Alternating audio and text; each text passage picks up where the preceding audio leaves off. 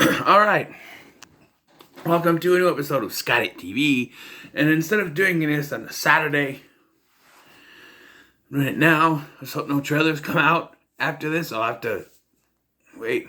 So, this is not trailer reactions. These are just trailer talk. Because what I'm going to do in this, I'm going to talk about two trailers that recently came out that I want to talk about. They're the most important to me anyway. And then I got some channel updates, plans, stuff that I'm doing. Get a drink.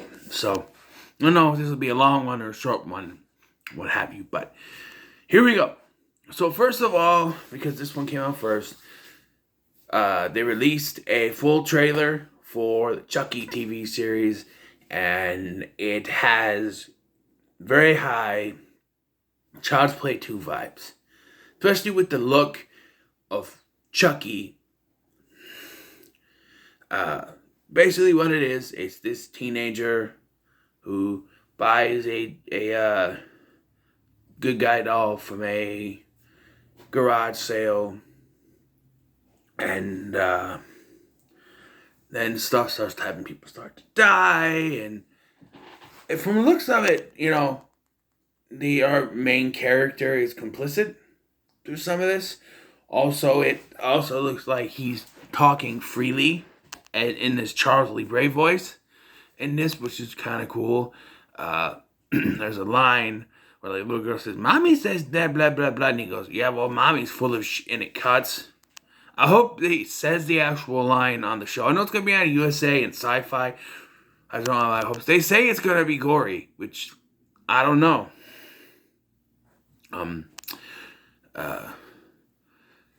And one thing that was confusing is that, when the initial teaser came out, there was this janitor everybody was saying was Devon Sawa. I'm like, that looks nothing like Devon Sawa. I'm like, that's not Devon Sawa. It is Devon Sawa. Apparently he's playing twins, and he's the janitor with a beard that makes him look like not Devon Sawa, and then he's like the character's dad or stepdad. He looks like Devon Sawa, so who knows? In the official, synopsis, they say he's a 14-year-old gay boy, which I'm not against, but you don't have to announce it. And they didn't really do much of an announcement in this trailer, which I liked. Just, I don't care if you have an LGBT lead. Just don't advertise it. That's my problem, is that you advertise it because you want to make money off of that community. Just put it in your movie or TV show and let them find that out when you watch it. That's better than saying, "Oh, we have a gay lead. Watch our show, gay people." Or we have a lesbian lead. LGBT, watch the show because we're pandering to you. No, just let people watch it. And then they'll find out that's what it is. Don't announce it. Because there are people out there, not me, but there are people out there who are against this stuff. And maybe fans of Child's Play. So you announce that, like, no, I ain't going to watch that. Don't announce it. Let them find it out. You may actually make more money that way. I'm not saying that you have to, but I'm just saying. But yeah, this trailer looks really good. A lot of Child's Play 2 vibes from the look of it to the fact that it take place in a school. This remembers a frog or something. That's kind of cool. And, Brad Dourif is the man. So this looks pretty good, and I can't wait to watch it in October. And I'm glad. This is one of the things, every reboot or TV show, reboot of a TV show or something that comes out is going to a streaming service. Oh, this is on Disney Plus. This is on Paramount Plus. Oh, you can watch this exclusively on Hulu. And it's just put it on TV. They're actually putting this on TV.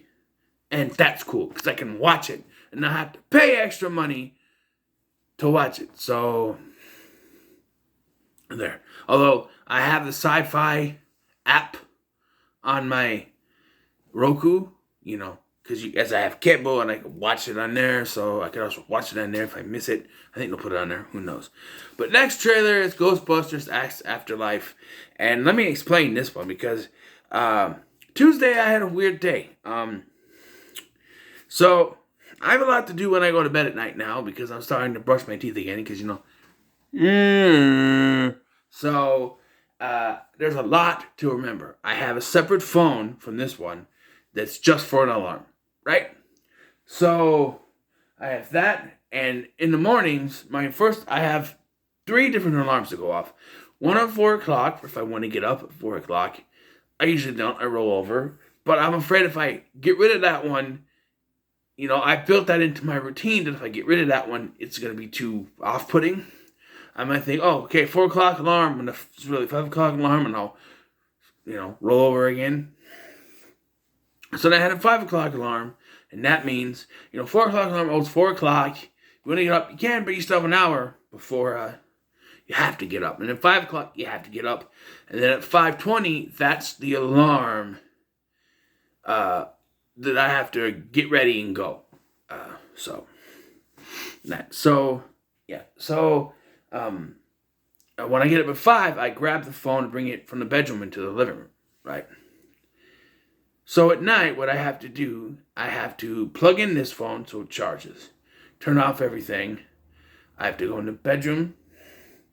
I have to turn on the TV. I have to come back out here. I have to get a bottle of water. I have to brush my teeth. And I have to grab the phone to bring in there. Usually I grab the water and the phone and go in the bedroom and go to sleep. But now I have to brush my teeth, so it's a little bit off-putting. So what happened was, I went in the bedroom, I turned the TV on. I don't know why I did that. I turned the TV on. I grabbed the water, set it on the table, brushed my teeth, grabbed the water, went in the bedroom, forgot the phone. Almost did it again last night, too. Forgot the phone. And turns out the phone was buried under a bunch of shit anyway. So that night, I went to bed, and I overslept because I didn't hear the alarm go off. Yes, there's 3 alarms. I didn't hear any of them go off. There's an air conditioner going on. I have a fan which I sleep with because I have the, white noise thing I need to sleep with. So no, I didn't hear it go off. I woke up. I watched the YouTube. I have a playlist of all the Nostalgia Critic first viewings. And I was watching those. And I woke up to an ad, which was the trailer for Ghostbusters Afterlife. And I was like, wait, what? Huh? This looks... So I watched what was on there. And then I came into the living room. Once I realized, I'm like, huh? What? And then I realized, wait a minute. It's daylight. What's going on here? I came out of the living room like, oh shit, I overslept. It's like 9:45-ish or something like that. I was like, oh, man... And then I'm like, my phone, where's the phone? And it's buried under shit. I'm like, that's why I didn't hear it go off and it's in here. Then I had to charge it, so I had to sleep with the door open. And, okay, I was afraid of the dark, okay? I'm afraid of the dark. I have this thing about the dark. This is why I have to have the TV on when I go to sleep. I can't sleep in the dark. It's too weird for me. It's too much of the unknown. My ass watches scary movies till the cows come home, but I can't be completely in the dark. It's that fear of the unknown. You know what I mean? I mean, I know there's nothing in my apartment, really, but it just does that for me. So I have to have the door shut when I sleep because it's dark out here. I don't leave the TV on. I used to leave the TV on out here for reasons when I went to bed. But I don't anymore because it made my other TV go kaputski. But I had to actually keep that TV on out here so that I could charge it just for that night. But that's it. But so the Ghostbusters Afterlife trailer, I watched this and I went, what? So I came out the living room, I rewatched it from the beginning, and it looks fantastic. They're really playing to the nostalgia factor. I'm glad they got a director like Jason Reitman to do this because he's the right guy to do this. He knows the Ghostbusters franchise from his dad, and so he knows how to do this good. I think he'll do a great job. I like the connection with the family connection. Although I am confused as the familiar connection is. Like, I get that the McKenna Grace is Egon's granddaughter, but what's the mother in the relation? Because compared to the other 2 kids who have dark hair, she has light hair. You could say she dyes her hair, but is she the mother-in-law and it was their dad? was the son of Egon, and where does this fit in, and when did Egon have kids? And you're gonna have to think, like, if Egon had a child, it would have to be in the 90s, which means they would be kind of in their early 20s, which means that having kids that age wouldn't make any sense unless it was an illegitimate child, which that's throwing. I just don't understand it. Although it would make sense if, because from the dialogue and from what Jason Reitman was saying, is they're connecting everything back to the '84 film. Is Ghostbusters 2 canon? I know we see the Ray's Occult bookstore at the end, but that doesn't mean anything. Everybody seemed to have forgotten stuff from and everything goes back to the '84 film. The commercials. They mentioned the incident in '84, and he says it's an isolated incident. So is that the only incident? Was the '84? It makes sense if after '84 they said new continuity, which they're doing out with all the movies now, but it's a new continuity where Egon had a child, maybe with Janine, because you could take out the Lewis thing. Maybe they had a child in '87. She'd be my age, which is 34, and she looks older than that, but again, she could be, like, not his daughter. It could be the son. Like, it could be their father. Which, he's dead at 34? But I'm just saying, it's hard to figure out. But it looks good. I like the demented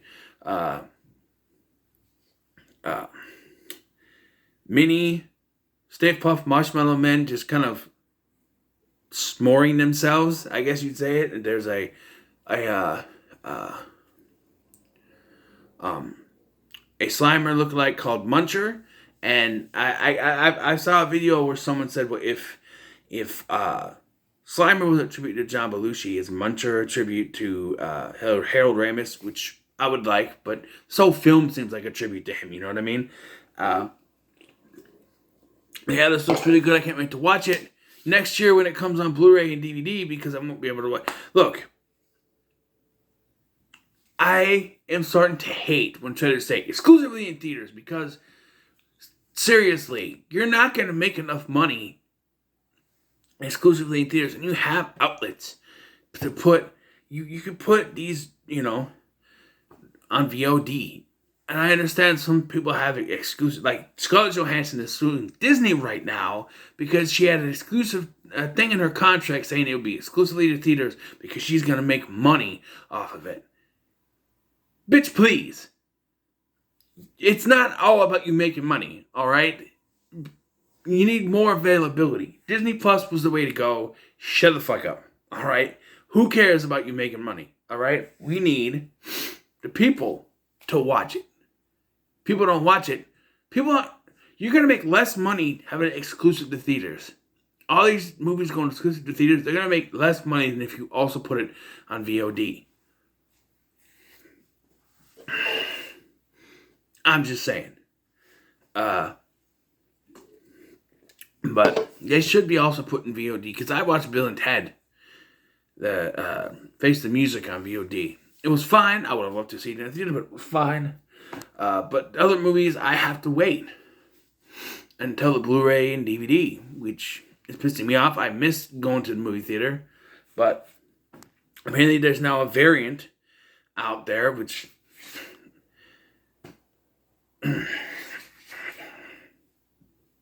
how convenient, right? How convenient. I'm not going to get into it, but how convenient, right? We spend over a year trying to get a vaccine, and all of a sudden, oh, there's a variant. Yeah, okay. I don't know. Do I believe it? Sure, but it's a little sketchy to me. Now we finally have a vaccine available, and they're saying, oh, well, now there's a variant, so it might not be able to battle it. Well, what? Huh? I understand that it happens, but it just, over a year of trying to make a vaccine, now we got it, and now, poof, there's a variant that it might not be able to fight. But anyway, enough of that bullshit. Ghostbusters Afterlife looks pretty cool. I'll have to wait for the Blu-ray and DVD, the Blu-ray and DVD release, but it looks kind of cool. Now, on to future channel plans. So, as you may know, I'm doing a Rick Moranis review series. I will be doing that this weekend, and I will be changing that with some Into the Cage. I found 2 Nicolas Cage movies on streaming that I've been wanting to see for a long time. What are they? You're going to have to find out.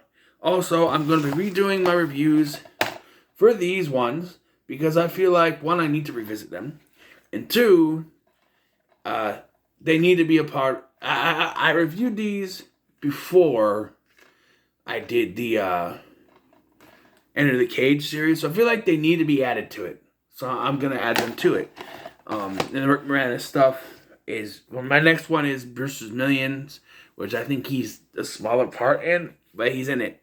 So, and I basically got it because I wanted to watch that movie. I've heard a lot about it, so. But yeah.